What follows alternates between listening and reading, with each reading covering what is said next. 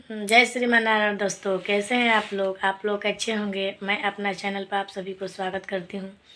मैं एक छठ गीत फिर से लेकर आई हूँ, सुनाने जा रही हूँ। प्लीज़ अच्छा लगेगा तो छठ माँ के नाम पर एक लाइक ज़रूर करना। अगर चैनल पर नए आ रहे हैं तो प्लीज़ सब्सक्राइब कर लेना। गाँव के पूर्व एक पोखरावा, ओही जा कदम जुड़े छा, ओही जा कदम जुड़े छा। जाही कदम सुतेलन कवन दे, गोड़े मोड़े चदरतन, गोड़े मोड़े चदरतन। पैसी जंगाव से उनु करे आमा, उठ बाबू भइले बिहान, उठ बाबू भइले बिहान।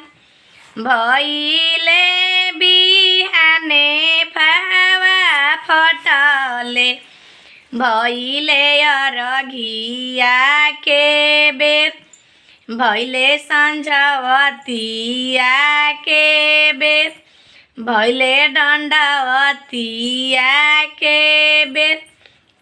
पैसी जगाव से उनुकर धनिया, उठी स्वामी भइले बिहान, उठी स्वामी भइले बिहान।